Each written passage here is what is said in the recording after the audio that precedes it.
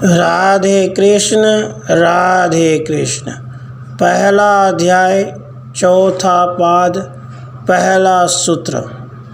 यदि कहो अनुमान कल्पित जड़ प्रकृति भी एक शाखा वालों के मत में वेद प्रतिपादित है तो यह कथन ठीक नहीं है, क्योंकि शरीर यहाँ रथ के रूप में पढ़कर अव्यक्त शब्द से गृहीत होता है। यही बात श्रुति दिखाती भी है।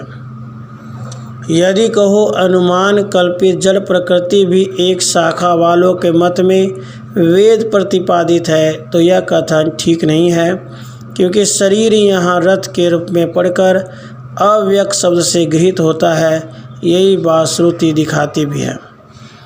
कठोपनिषद में जो अव्यक्त शब्द आया है वह सांख्य प्रतिपादित प्रकृति का वाचक नहीं है, बल्कि कारण शरीर भगवान की प्रकृति का अंश होने से उसे ही अव्यक्त नाम से कहा है। दूसरा सूत्र। किंतु इस प्रकरण में शरीर शब्द से सूक्ष्म शरीर गृहीत होता है, क्योंकि परम धाम की यात्रा में रथ के स्थान पर उसी को मानना उचित है। किंतु इस प्रकरण में शरीर शब्द से सूक्ष्म शरीर गृहीत होता है, क्योंकि परम धाम की यात्रा में रथ के स्थान पर उसी को मानना उचित है।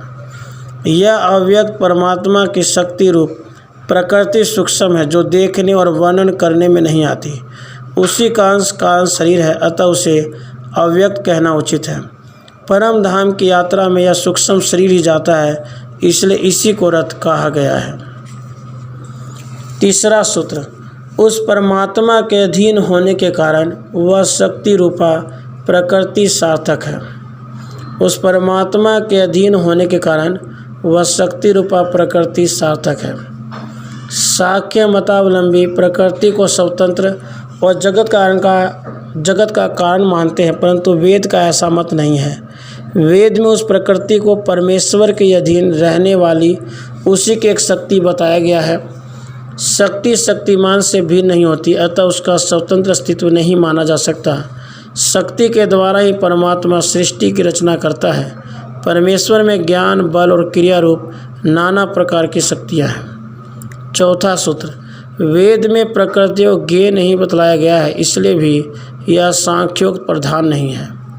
वेद में प्रकृति को ज्ञेय नहीं बतलाया गया है, इसलिए भी यह सांख्योक्त प्रधान नहीं है। सांख्य मत में कहा गया है कि गुणमयी प्रकृति और पुरुष का पृथक के जान लेने से मोक्ष होता है। इस मत से प्रकृति भी ज्ञेय है, जिससे जानना आवश्यक है, तभी पुरुष से उसका पृथक के ज्ञात हो सकता है। परंतु वेद में प्रकृति को ज्ञेय और उपास्य कहीं नहीं कहा गया है। केवल परमेश्वर ही ज्ञेय तथा उपास्य है। इससे सिद्ध होता है कि वेदोक्त प्रकृति सांख्यवादियों की प्रकृति से भिन्न है। पांचवां सूत्र। यदि कहो कि वेद प्रकृति को भी ज्ञेय बताता है तो ऐसा कहना ठीक नहीं है, क्योंकि यहाँ ज्ञेय तत्व परमात्मा ही है। प्रकरण से यही बात सिद्ध होती है।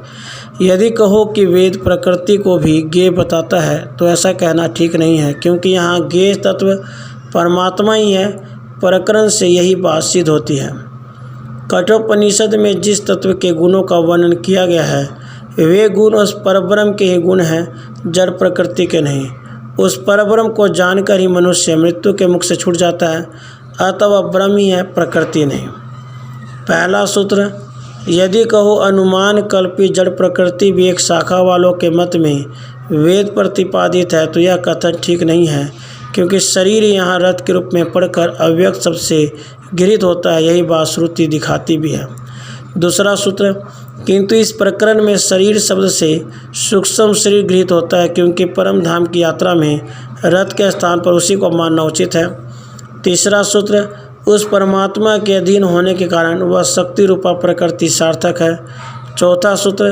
वेद में प्रकृति को ज्ञेय नहीं बतलाया गया है, इसलिए भी यह सांख्योक्त प्रधान नहीं है।